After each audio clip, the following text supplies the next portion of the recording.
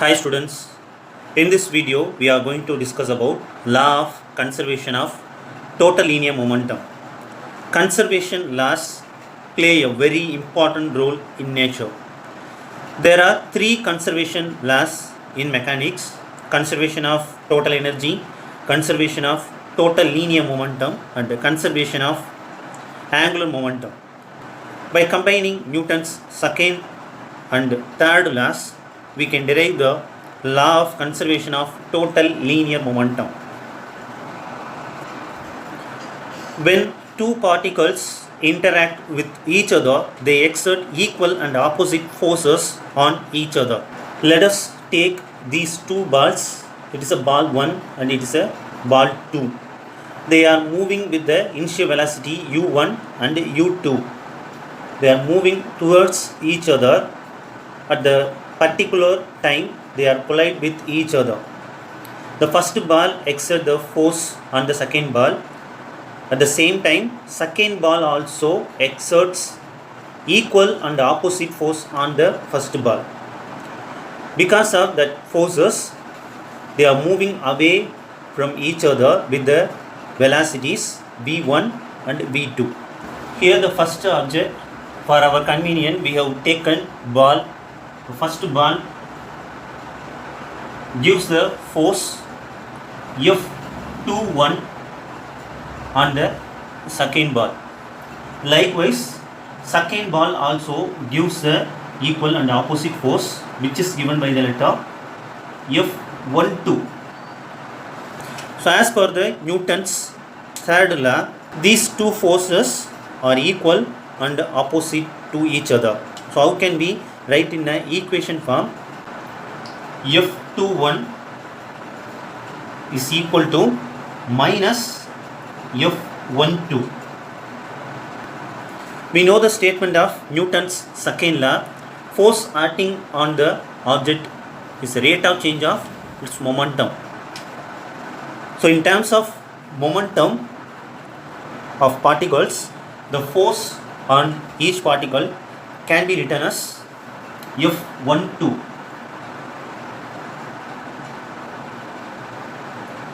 That is equal to rate of change of momentum with respect to time. Here, who is going to experience the force? First object is going to experience the force. Momentum of the first object is going to change. So here you have to write P1. And another one force is also there, F21. Here the first object is going to give the force on the second object. So the momentum of second object is going to change. So we can write rate of change of momentum of the second object with respect to time. We can substitute these two values in the first equation. So instead of F21, I can write dP2 by dt. That is equal to minus, what is the value of F12? dP1 by dt. This minus value can be taken to left side, plus dP1 by dt, that is equal to nothing will be there, so it is 0. So which is a common thing here, d by dt is a common thing that can be taken outside. Here P1 is the momentum of the first object and P2 is the momentum of the second object. From this expression we can tell sum of the momentum of the two particles is equal to a constant.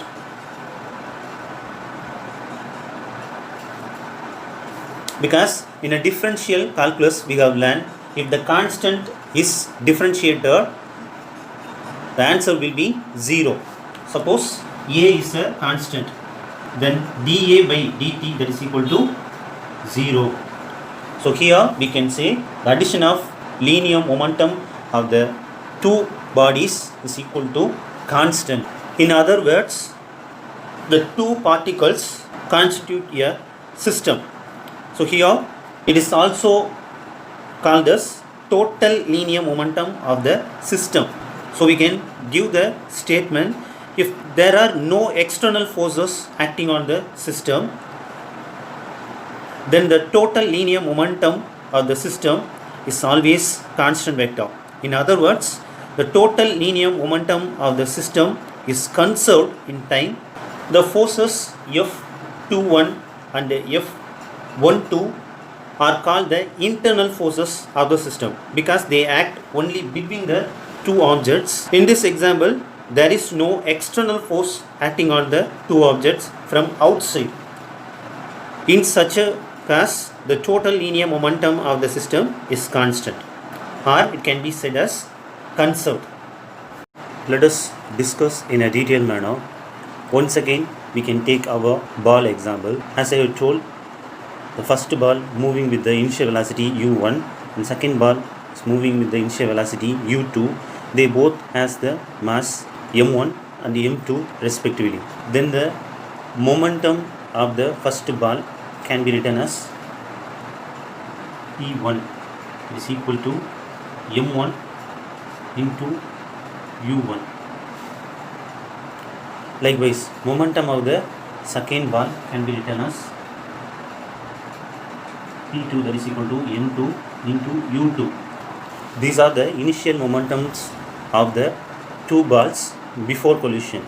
At a certain time, they are colliding with each other and exchanging the equal and opposite forces between them, and they will move away with the velocities v1 and v2.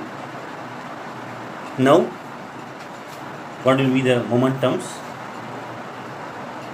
P1 dash after the collision. Same mass is there, m1. Now, what is the velocity? Velocity is v1. Momentum of the second object after the collision, m2. There is no change in the second mass 2, but velocity is changed. Here the two forces are given by the two objects themselves. There is no third object. So external force is not there.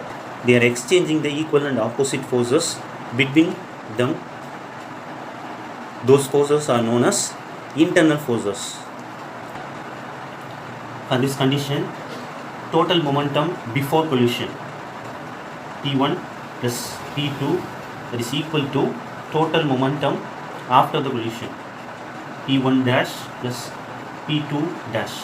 So in the statement I have told, there will be a change in the P1 and P2 separately, but total is conserved.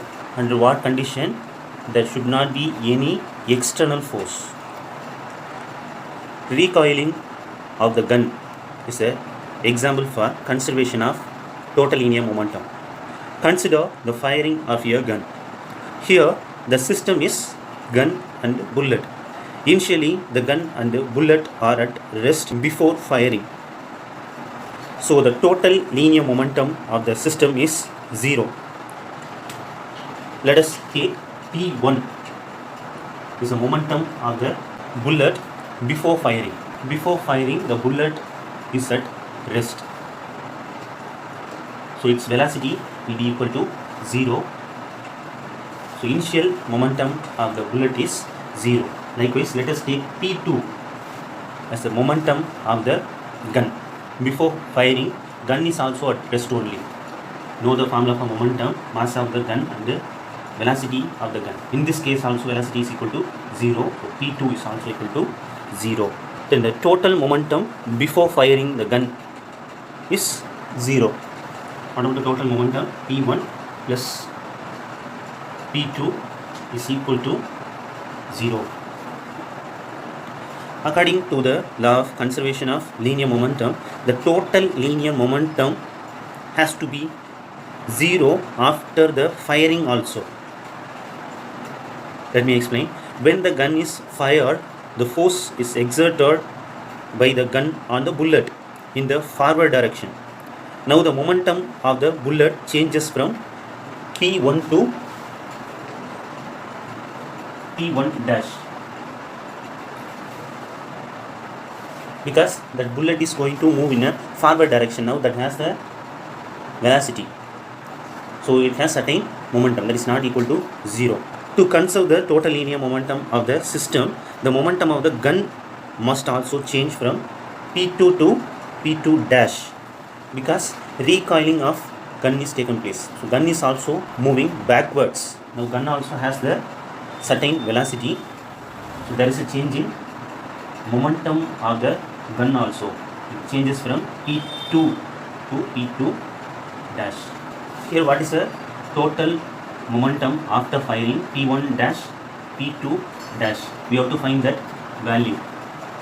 As per the law of conservation of linear momentum, if there is no external force, total momentum is conserved.